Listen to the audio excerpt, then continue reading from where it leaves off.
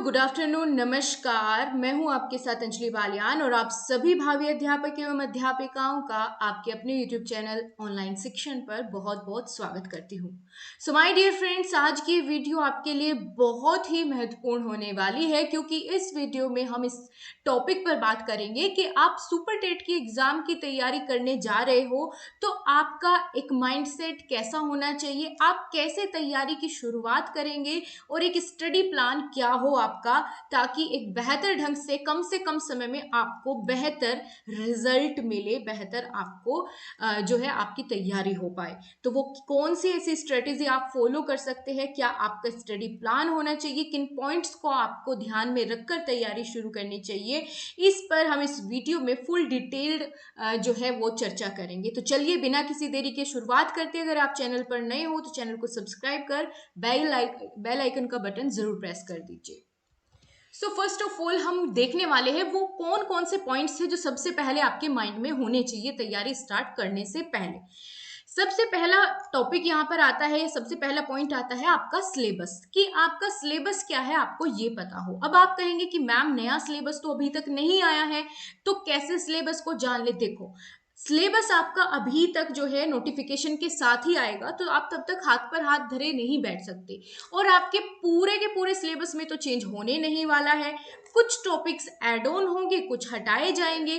तो ऐसे में आपको जो टॉपिक्स अभी आपको क्लियर जितने कर सकते हो उतने आपको कर लेने चाहिए, है ना। जब आपका नया सिलेबस आ जाएगा तो फिर आप अपनी तैयारी को उस दिशा में मोल्ड कर सकते हैं बड़ी आसानी से। आप उस समय पर कोरी स्लेट नहीं होंगे, आपको पता होगा क्या चीजें छोड़नी है, क्या चीजें पढ़नी है। तो जो भी आपके पास सिलेबस है, अगर नहीं है तो मैं आपके साथ शेयर करूंगी, आप उसको बहुत अच्छे ढंग से एक बार देख लो, नोट डाउन कर लो। देन दूसरा स्टेप आता है प्रीवियस ईयर पेपर 2019 वाला और 18 वाला। यही दो आपको बहुत अच्छे ढंग से एक बार एनालिसिस इनको करना है, इनको देखना है।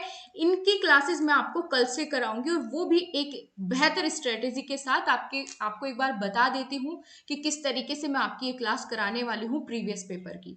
देखो, हर एक आपको एक बार में बैठ के पूरा पेपर सोल्व नहीं करना है। मैं आपको जो कराऊंगी मैं इस तरीके से कराऊंगी, आपको हर एक सेक्शन, जैसे मान के चलो 10 सेक्शन है आपके पेपर में, हिंदी, इंग्लिश, है ना, संस्कृत, मैथ्स, रीजनिंग, ये सभी। तो आपको सबसे पहले मैं ये बताऊंगी कि आपके हिंदी के कितने क्वेश्चन आते हैं, है ना। हिंदी में कौन से टॉपिक से कितने क्वेश्चन बने हैं 2019 में, 2018 में, यानी इससे आपको अंदाजा होगा कि क्या पैटर्न आपके एग्जाम का रहता है, क्योंकि पूरा पैटर्न कभी भी चेंज नहीं होता है ना। उसी के आधार पर थोड़ा बहुत चेंज कर दिया जाता है जो पहले से चलता हुआ आ रहा है ना। किस टॉपिक से कितने क्वेश्चन पूछे गए ये हम, और फिर उसके बाद हम 2018 और 2019 दोनों ही पेपर एक ही क्लास में सोल्व कर देंगे, यानी जितने भी क्वेश्चन हिंदी के आपके इन दोनों एग्जाम्स में आए हैं उनको मैं एक ही क्लास में सोल्व कराऊंगी। देन नेक्स्ट क्लास में ऐसे ही होगा, फिर हम इंग्लिश लेंगे, इंग्लिश का पूरा एनालिसिस देखेंगे कि भाई किस टॉपिक से कौन कौन से टॉपिक इंपॉर्टेंट है या कितने टॉपिक है, किस में से कितने क्वेश्चन पूछे जा रहे हैं, एंड देन फिर हम दोनों ईयर के उसके पेपर उसी क्लास में करेंगे। तो एक इस तरीके से मैंने आपके लिए स्ट्रेटेजी तैयार की है ताकि आपको बेहतर से बेहतर रिजल्ट लाने में आसानी हो और आप बहुत इजीली एग्जाम के पैटर्न को समझ जाएं, ठीक है। उसके बाद मैंने बात कर ली कि प्रीवियस पेपर के थ्रू हम क्या करेंगे, एनालिसिस करेंगे। एनालिसिस करने के बाद आपको पता चल जाएगा कि आपके कौन कौन से तो ऐसे वीक सब्जेक्ट है जिन पर आपको ज्यादा ध्यान देने की जरूरत है। किसी का मैथ्स वीक होगा, है ना, किसी से रीजनिंग नहीं आती होगी, किसी को जीके जीएस में प्रॉब्लम होगी, तो आप वो सारी चीज फाइंड आउट करोगे कि आपका कौन सा वीक सब्जेक्ट है। इसके बाद आपको एक और चीज पर ध्यान रखना है कि मार्क्स गेनिंग सब्जेक्ट कौन से हैं इनमें।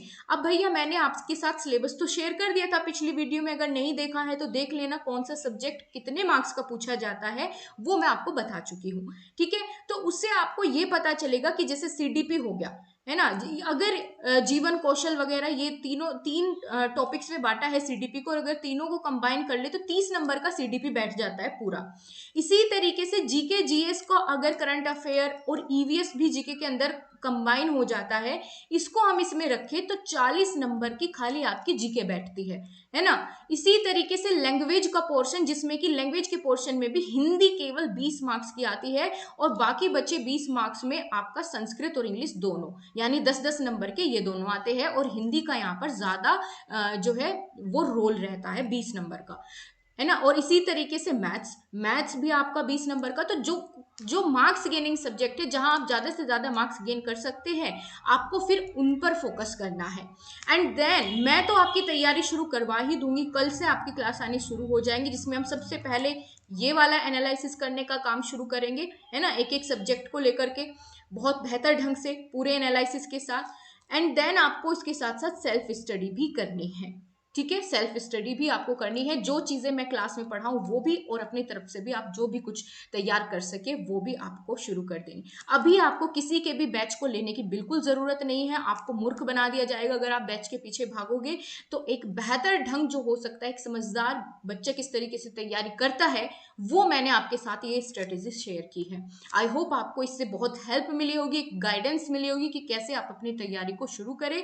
अगर मिली है तो कमेंट बॉक्स में जरूर बताएं, और कैसा लगा ये स्टडी प्लान वो भी जरूर बताएं। आप अपना डेली का क्राइटेरिया बना करके चलिए कि आज मुझे ये सब्जेक्ट इतना इतना पढ़ना है, ठीक है जी। तो आगे कल की वीडियो के लिए आप जरूर सुबह 10 बजे 10 AM पर आपकी हर रोज अब क्लास होगी सुपर टेट की, और तैयार रहिएगा कल की क्लास के लिए। तब तक के लिए नमस्कार, जय हिंद, वंदे मातरम। वीडियो पसंद आई है तो लाइक और अपने सभी दोस्तों को शेयर जरूर करें, ज्यादा से ज्यादा अच्छा रिस्पॉन्स दिखाए, ताकि मैं आपके लिए ज्यादा से ज्यादा क्लासेस ऑर्गेनाइज कर सकूं। So thank you so much, मिलते हैं अगली क्लास के साथ, तब तक के लिए जय हिंद, वंदे मातरम।